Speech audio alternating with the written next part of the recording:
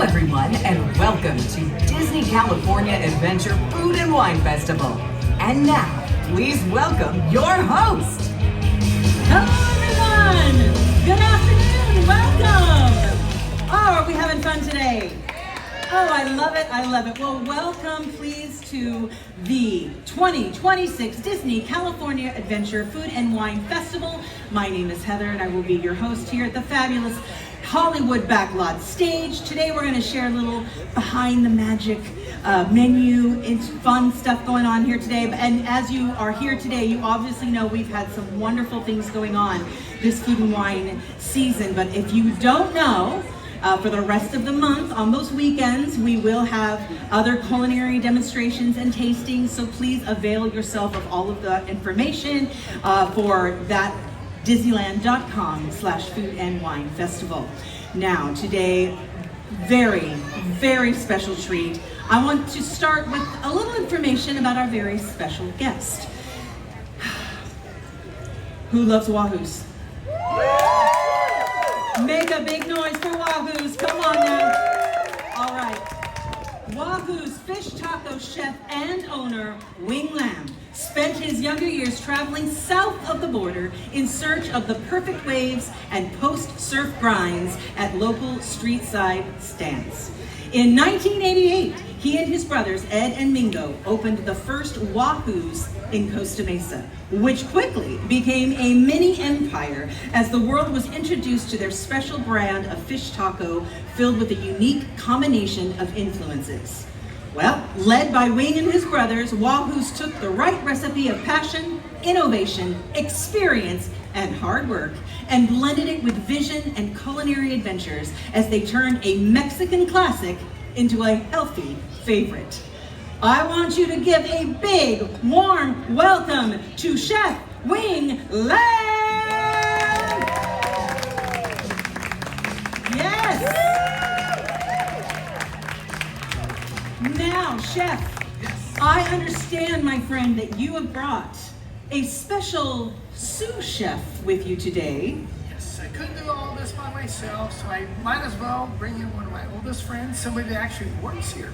Oh no, it's not me. Not you. Oh, okay. Well, then you're right. It is not me. We have a special guest that is kind of a big deal. Let's just say general manager for the Disney California Adventures Park and Operations. Please welcome Gary Majetti. AKA the Big Cheese. And I love cheese. Well, what better place to have cheese than Disneyland, right? So welcome everyone. Super excited to have you all here. I gotta say, one quick fun fact. If you know me, I love fun facts. Our friend, Wing Lam, has been doing culinary demos for the Food and Wine Festival since the very first festival in 2006. He's a huge supporter of not just our festival, but of basically any philanthropy, fundraising, getting people together. He's a great friend.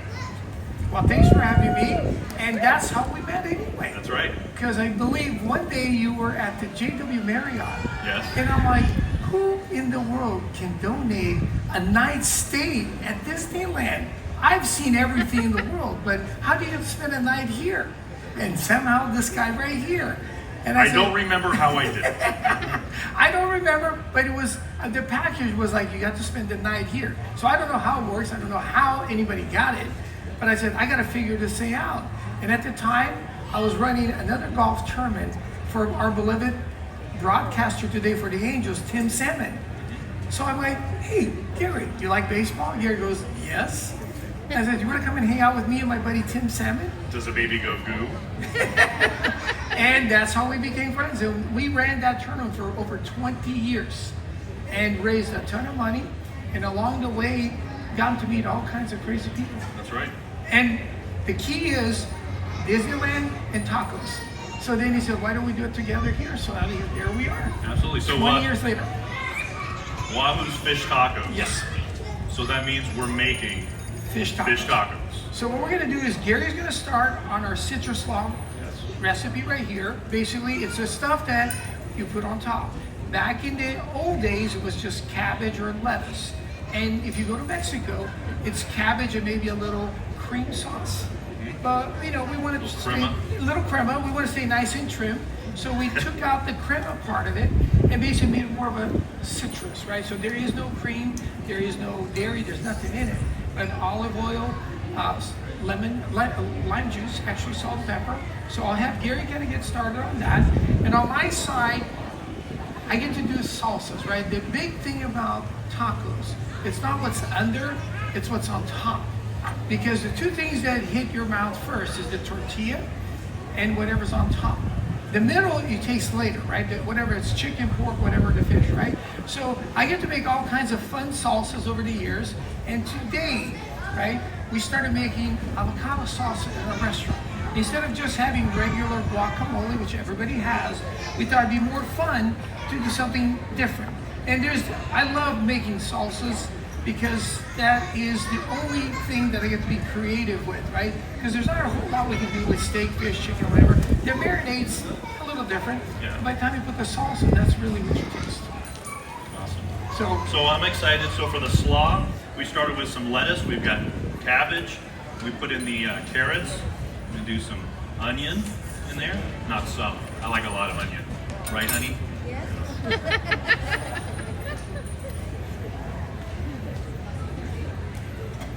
There we go. Lemon juice? Lime juice. Lime juice. Yes, chef. And I know we got Christy out here somewhere. Gary's lovely wife is out here somewhere, right? Yes. Hi. There's we've lots of family and friends with us today. So my wife Christy is here today, who actually her tank top says she runs this castle. She's not wrong. She's not wrong. Our son Tyler, student at UCLA. His girlfriend Bella Diaz with the amazingly awesome donut headband. And our friends Brandon and Lynette, who are huge Disney fans and are getting a chance to see me not grow up. And who do you have here today? Yes, I do. Somewhere out here is my little boy, Levi, my wife, Kelly. Friends of the family here. We got Deborah, we got Taylor, and Nick. Where's Dee is right here. We got a bunch of friends and neighbors. Levi's little friends from school are all here. Oh, sorry. Okay. I know I'm going to embarrass her. Okay. Her dad and I went to high school together a million years ago. We're old, right? But some of you guys may actually, let me see if I can spot anybody wearing. No. Is anybody wearing Vans here? Oh, right here, Taylor. Here we go. So, a long time ago, this young lady's grandfather, Paul Van Doren, started this little skate shoe company called Vans. So this is Christy, the granddaughter, and the grandson is right here and came with us today. So there we go. So it's another local iconic brand out of Orange County. And how funny, the two of us went to high school together. And if you guys go out and have a little bit of steak and teriyaki Yoshinoya boil, one of the gentlemen right here is the head of that company right there. He's in charge right there. So if you guys like a little teriyaki bowl, that's one of our friends right there. So in this little avocado salsa, right, we got a little bit of water, a little bit of serrano pepper, and a little bit of cilantro. We start with that, then we'll add a little bit of lime juice, a little bit of salt. I can do this fun stuff here in my professional. See if we can put the avocados in here. And how are you doing over there with the other? I'm adding in the seasonings, and there's a very special way to do it. I was taught by my twin brother, who's formerly the executive chef of Disneyland. You have to do this. You actually have to try and hear the grains hitting the mix. That's 1,000. All right, I think a little extra pepper for love. And the last thing I'm adding is some cilantro. How much do you think, Chef? You got in the recipe, I believe it's about a cup of it. About a cup? Yeah. Okay.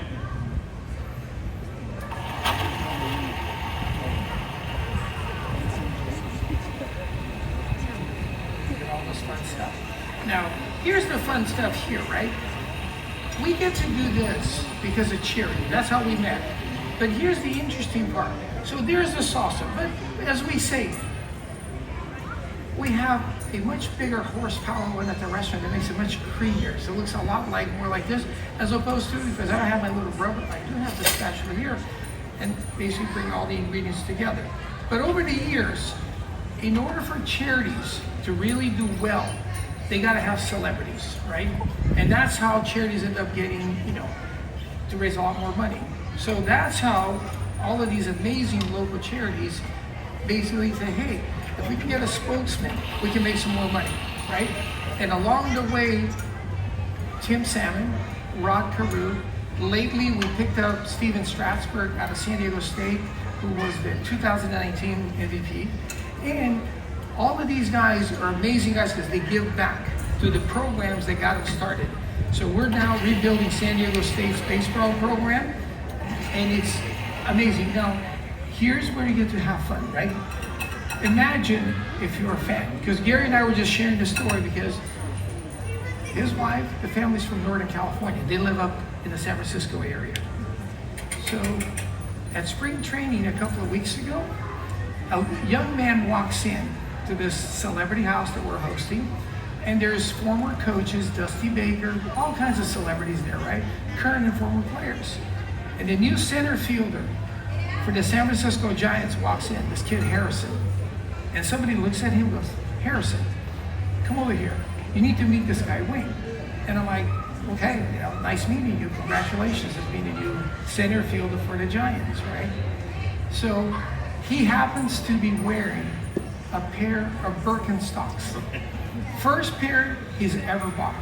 So I don't know if you guys can see this, but I'm gonna walk around the stage here, right? Everybody thinks that I wear Crocs. These aren't Crocs. These are Birkenstocks. They're the professional series. The chefs wear, gardeners wear, nurses.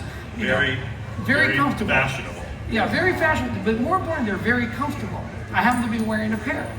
So he comes over and basically I said, hey, if you want to get another pair, maybe you could become an ambassador for Birkenstock, where they send you stuff, right? So I take a picture with Harrison, and he gives me his number, and I'm like, kind of like, so whatever your size is, I'll have one sent to you. And he goes, that's all you're gonna do? He goes, yeah, that's all it is. And you don't have to do anything other than wear it. So we were talking about it, and Gary goes, well, by the way, maybe I can go to a game. He goes, well, I'll just call Harrison, and then we'll make sure that you get to go to a game, take, your wife and maybe your in-laws, and maybe go down on the field before the game starts and get to meet some more of the players. And imagine over some tacos, which is what I'm doing at spring training, over some Birkenstocks, right? And this is how the story goes. I mean, I wish I could tell you guys that that's how it happens, but it was because I was doing something for charity.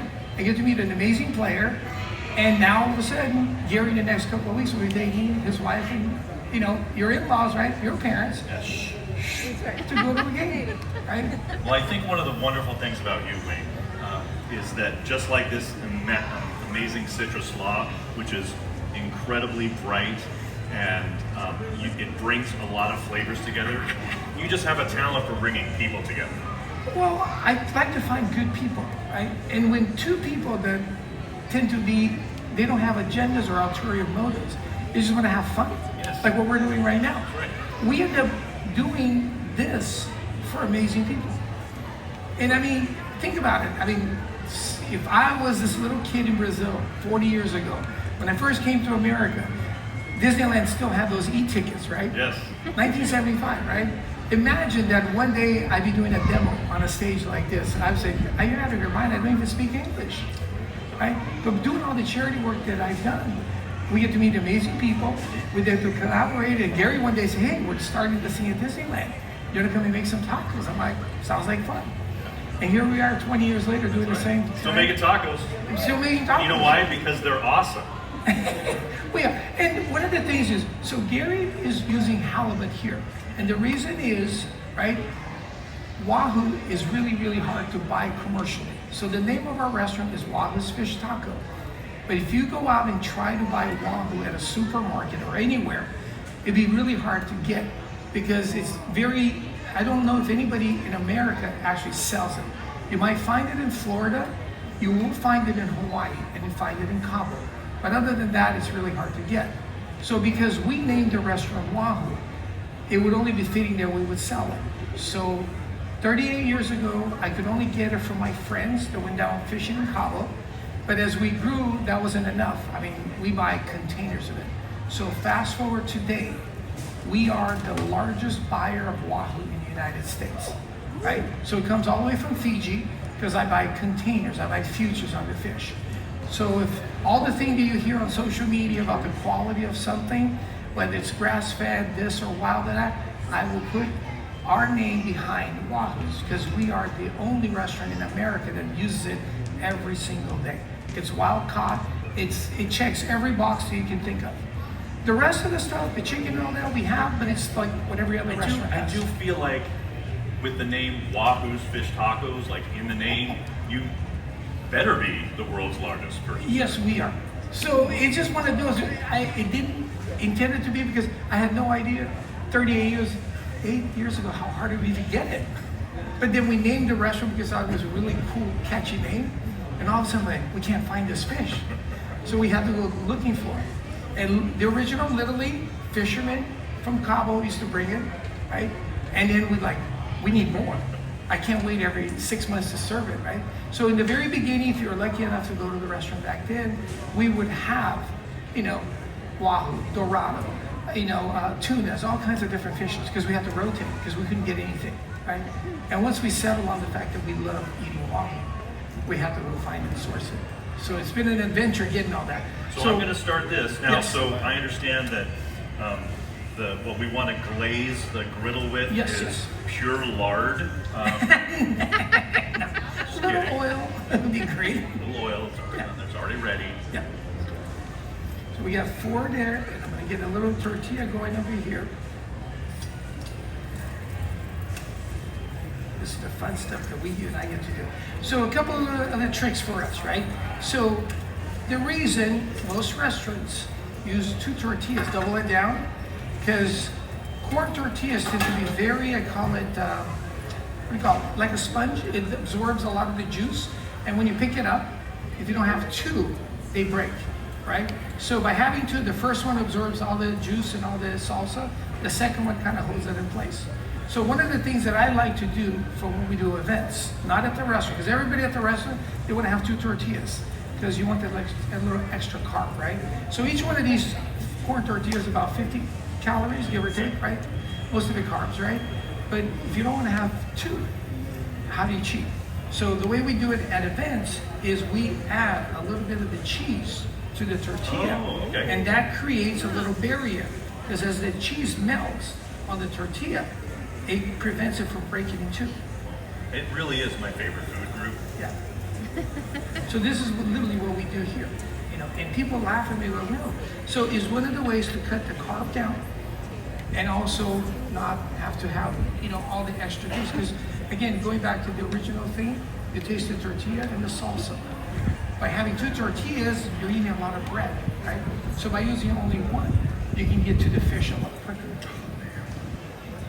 Well, the fish is cooking. Yeah. And you got the tortillas you're not cooking supposed right to move it, right? Just leave No, it there. just leave it there till you kind of see it begin to get all nice and white. I do. And it's about a minute, and then you just flip it over. Okay. So Was anybody timing that when I? It's probably my glasses. It 59, is bright up here. 60. Yeah. I love this thing. So we get to do fun stuff. So now here's the other part, right? I don't know if you guys get to listen to the radio station very often because some of us are still listening to the old school, right? So on KLOS, at the beginning of COVID, right? Everything got shut down. So luckily for me, I was already doing stuff on the radio station, and Heidi and Frank said, hey, can we help you? They are crazy. I know. We do some amazing stunts with those guys on KLOS. So because everything stopped and nothing was happening, I decided to go out and deliver some food to the frontliners. And they said, Wing, but do you have any money? I goes, well, I still have a little bit of leftover, right? Before everything expires. It says, but I can use some money. And they says, well, can we basically use our database of listeners, 1.5 million listeners on KLOS, to donate money to you so that you can go out and keep feeding the nurses and the doctors and all the frontliners. I said, yes, but we can't call it Wahoos because it's too self-serving. And they said, what if we call it something else? So they created a group called the California Love Drop, which I've been doing for 6 years, right? So every Friday morning, I get to call the radio station, tell them what we're about to do, what we've done in the community. And we pretty much gone to every police station, fire station, hospital in Southern California. All the first responders. All the first responders. You know, when the fires hit last year in the, Pacific Palisades and in Pasadena, guess who was delivering this stuff? Now here's the funny story, because you guys can see this side of it, right? Imagine you get sick and a complete stranger shows up to your door, knocks on the door, and says, hey, I heard you're sick. I brought you some chicken soup. What will your gut reaction be? You'd be like, one, how do you know I'm sick? And two, who are you, right? So when all of these restaurateurs went up to want to do this and help all the frontliners, the Red Cross basically goes, who are you guys? Like, where have you been the last 50 years? You're never going to do this. How do we trust you that you have good intentions? You're not just here to get media hype and da-da-da-da-da. So they called me and goes, Wayne, we love all your chef friends in Orange County, but unless they're driving one of your vehicles, they'll never get through the barricades. So my wife knows this because I go, honey, I know that I told you that I would be doing this on the weekends, but I don't have a choice. Because if I don't drive the Wahoo's vehicles, the Red Cross won't let us through the barricades. Have you seen the Wahoo's vehicles? Like, they have Wahoo's really cool plaster on both sides, highly themed, very Disney style, by the way. Thank you. Very visible, recognizable. And you guys can see the melted cheese right in there. So anyway, between the Pasadena, Altadena, the what is the other place called? Pacific Palisades. I spent almost a month going up and down the coast delivering. And here's the funny part. I mean, you gotta, not funny, but in the tragedy. Our friends from Niagara Water delivered pallets of water, right? Because that's what they thought the firemen wanted. I'm gonna tell you one thing. Remember, the fires happened because it was really hot, the Santa Ana rings. So when it's 80 degrees outside and you have these pallets of water sitting under the sun, I can tell you, it's not the thing you come back from 8 hours of fighting the fires. You want to drink warm water, and more like hot water, right? So they're like, can you give us something cold? Which again, nobody asked them. They just said, well, they need water. No, they need cold water, right? But they didn't just want cold water. They wanted hydration. They wanted energy drinks. And that's how the whole thing started for me. I literally was driving up to Monster Energy Drink, one of our other partners, picking up a pallet. And that's when I got the call from the Red Cross. Because unless you're personally going to deliver the Monsters, it'll never get through the barricades.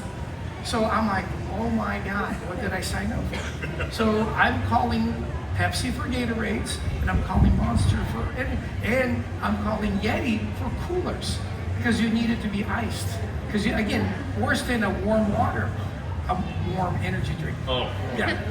So the firemen were like, this is amazing. We got a guy that figured out what we want. No, I didn't figure it out. I just asked. Like I asked you, hey, right. How do you get this place to stay at Disneyland? And that's how we're here. Okay, we got the tortillas. Yep. You got the fish ready. Let's Fish is put ready. the fish right in the middle right Okay. there. Okay. And basically, when you can see it, it's about 1.5 ounces. Our tortillas are a little bit smaller than normal, right? There we go. Perfect.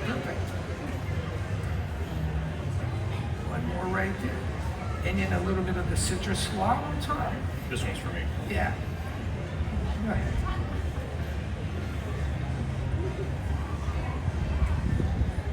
Oh, look at that. Look how beautiful that is. So it's almost like having a little salad on top of your tacos, right? Colorful. Yeah. And we drizzle a little bit of this. And again, back in the old days when we could actually get you guys to come up here and sample this. You're not supposed to say that. There was a time when we gave away samples.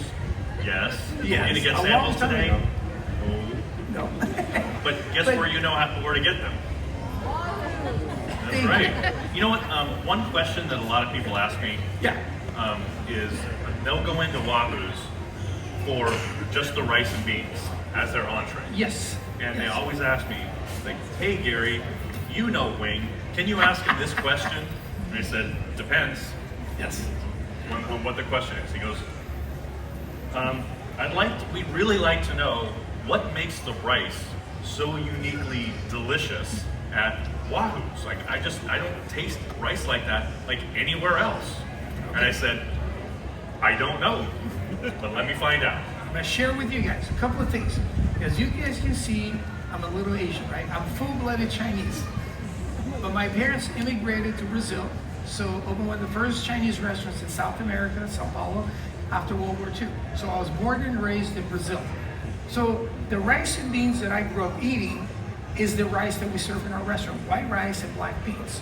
So that's why, again, if you come to my restaurant, like, you make fish tacos, but I don't fry them. We do have the fried option, but I like them grilled, a little healthy. So the rice and beans is a Brazilian staple, very similar to Cuban food. What we did though is, I realized that early on, a lot of people are becoming more vegetarian. So we took out all the pork part out of the beans. Because in Brazil, we call it feijoada, which is the Brazilian, black bean stew. It literally has every part of a pig in that. That's what makes it delicious, right? If you want to make anything better, just add bacon to it. Right? But the other part, if you want to make it delicious, add butter. So we took away all the, animal part out of the bean. So it's 100% vegetarian and vegan. But on the rice part, I hate to tell you this, I don't care what you do, olive oil, anything you want, it won't taste as good as butter. Right. But the reason our rice is so good is not just the butter. You see, this is Asian, right? We have a rice cooker the size of your house in every restaurant. So the rice cooker you have at home makes like 2 cups. Our rice cooker makes 100 cups at a time. And we make about 10 of those batches every day. So think about how much rice we go through. A lot of rice. A lot of rice. And that's why it's so good. And a lot of butter. A lot of butter. Because again, butter, it's within reason, you're eating about a pat of butter per bowl, per serving. So it's not that much. You put probably 2 pats on a piece of bread anyway, right? So you're eating 1 pat per serving. So it's good for you, not bad for you, right? But that's the trick. But most people say, well, I'm going to do that at home. I go, well, unless you have a rice cooker, you can't do it at home. And the missing piece of hardware that you need in order to create this, right? So when you don't have one here, it looks I call it very similar to this, right? This is a whisker, right? But you guys see the other one that's the potato masher? It basically looks like an accordion, like 4 little things, it's squiggly, right? So what I do with it is once the rice is cooked, you use it as a raker, not as a masher. So it fluffs up the rice. Because Asian rice is just clumpy. It's great for sushi if you want to clump it together. But if you want it to kind of be more free-flowing, you have to rake it. The problem is, if you've ever opened a rice cooker right after it's done, it is hot, especially when it's 100 cups. Oh yeah. So, yeah, like a rice facial. Yes, a rice facial, exactly. So you have to rake it while you're fluffing it. And nobody knows how to do that because people look at me and go, you're crazy. I'm looking in the next cookbook. All right, where's the index of raking and fluffing? That doesn't exist in any kitchen that I know of. That's why most Hispanic restaurants, the rice tends to be it's all separated because they use it in an oven. So it's a little bit drier. It's not as juicy and moist as our rice. Plus the little secret seasoning. But again, it's not that difficult, right? But butter is the secret ingredient of that. So these are the completed fish This is it. tacos. I'm sure everybody can everybody see these? Yes. Yeah? Who wants one? Me. I'm gonna eat one of You these. can absolutely. These are amazing. Because I can. Yes.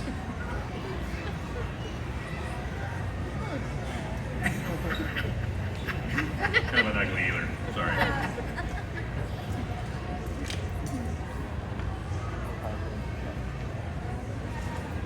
Come on. See, that's how easy it is. And you did half of it. You made a slaw, you made a fish, I just made a little salsa, right? And you get that cheese kind of like at the end. See right there, it's like a quesadilla. Right? Great texture. Yeah. With the slaw, the fish is fantastic. I We'll know. have more halibut tonight. Dressed with avocado salsa, a little bit of the cheese, nice crunchy tortilla. Yeah. Awesome. And that's it. I mean, it's so simple. And remember, this is the, like, I wish I was this smart when I started the business, but I just saw something which is kind of funny.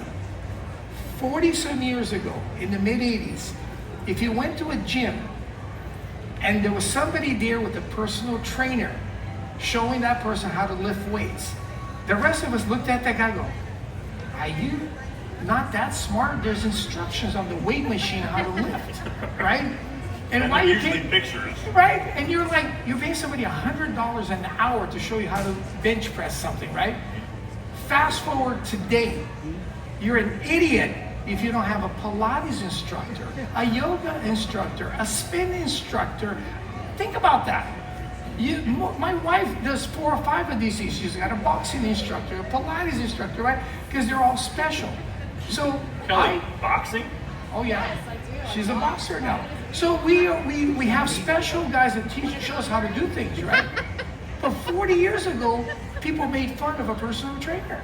So I saw that, I'm like, maybe there's something more to this, right?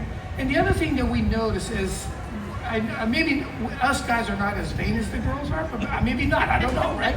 I'm not touching that. But I remember back in all of us, right? When we're in college, the rite of passage, wait until we can't get to 21 so we can drink and do all the things we want to do, right? Legal, whatever that means, right? The funny part is, all of us then spend the next 100 years trying to stay 21 again. Think about the amount of makeup, workout, all the things that we do to stay young and fit. Right? And so in our minds, we think we're 21. 25? Yeah, 26, right? But it's so seeing that, I'm like, maybe people want to eat healthier, right? So we started, first menu, if you find a menu from 1988, I gave you the calories, carbs, and fat in my ingredients list before it was mandated by anybody in the United States. What was that, 2008 or something like that? Became right, a mandate. Yeah, so 20 years later. Yeah, so we were doing it for me because I've always wanted to let you know this is what we put in our food. It's clean, it's simple. I can spell all the ingredients in it, right? Because you saw it, right? I mean, it's basically most of the stuff we grow. Usually right? not 12 different syllables. Exactly, right? And that's because we're not getting any younger, right? So I've been making fun of all the commercials on social media with the guys, the CEOs eating their hamburgers. And I'm like, I can eat this all day. And I can't take a little bite, I'll eat the whole thing. Yeah. I just set mine down because it was starting to get embarrassing. But anyway, that's, I mean, we can sit here and tell you amazing stories. We literally, middle of Coachella season, we got people going out there having fun. We got, we just finished spring training. We got Bottle Rock coming up. We got all kinds of amazing things. Stagecoach, Coachella. Coachella. I mean, and these are all the things. So I get to make food for all these amazing people. So I've always idolized a lot of people, and I joke about it. It'd be fun one day to meet them. We get to hang out with them now. Well, it's so funny because, Wing isn't like, hey, how's everything going over there? How are you guys chefing it up? And he's right there. Head down, focused on cooking for 300 people. And so, he puts his head up and there's a celebrity saying, I just want to tell you, I love your tacos. Yeah. And there you go. So, and I think we all, right? Yes. So thank you guys for coming. Yeah, we got time for a couple questions. If you like, here's a question you've always wanted to ask Wing, then he'll make up an answer. Okay. Any Any questions? Hold on. Yes, she is. I'm coming. Yes. Yes. Do you have a favorite dessert you like to cook? Or make or bake? Dessert. You know, this is a great question. You know, I'll tell you, again, I like to tell funny stories, okay? So, I'm not a good dessert maker because I'm not a good recipe follower. Or just forget the word recipe. Yeah, because I have to have recipes for the restaurant. But a lot of the times I like to freelance, right? So I had a great honor 5 years ago actually 8 years ago to celebrate our 30th anniversary. I'm the first and only quick casual restaurant in the world to have ever done a 7-course meal at the James Beard House in New York City. Right. But it was like a great honor, and I could have just cheated and said, I'm just going to do surf and turf. I took my menu. I made fish tacos. I made enchiladas. I made Baja rolls. I took our menu and I basically transported it over there. The hardest thing I've ever had to do my whole life. But at the end, I had to do a dessert. And I don't do desserts. But at the restaurant, we do cookies and Rice Krispie treats, right? But we get it from one of our vendors. My lovely wife said, what about if you took the Rice Krispies and you dipped them in chocolate? And I'm like, there it is, right? And luckily for me, I'm about to do it in New York City, right? And one of the helpers had just finished her class in the New York Culinary Institute on how to melt chocolates. I'm like, there you go. She's like, can I do this for you? He goes, great, because I don't know how to do it. So, What is these words, double boiler? yeah, what is that double boiler? Because I knew how to, I just had never had to do it because I don't make desserts. So my wife came up with the idea, and again, every single item was served that night, including the dessert, was something from our menu.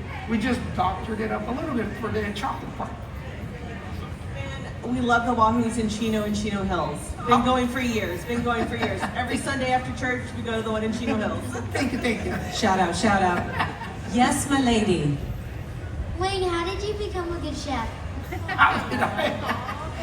How did I don't know about becoming, so give you more history about Chinese food, right? So mom and dad traveled the world, and when they left Brazil, they ended up in Newport Beach. So if any of you guys end up on Balboa Island, when you drive over the bridge, 2 frozen banana places have been there since the 50s. When you get to the corner, there's a Chinese restaurant that's been there since 1907, the Shanghai Vine Garden. That's my mom and dad's first American restaurant. At one point, they had 5 locations. That's where they had it, right? And we still own the property. Friends of the family run it today, right? So food has always been in me, right, to do. So when I had the opportunity to take over the restaurant in the mid-'80s after graduating from college, I'm like, I'm not sure I want to do this, right? Because 2 of our other family friends had already started the 2nd generation of their restaurants, which is instead of doing a full service, they were doing quick casual. Like instead of 100 items, let's just do 10. In Irvine, if you guys remember, there was a restaurant on Culver called Wok, W-O-K Man, fast food.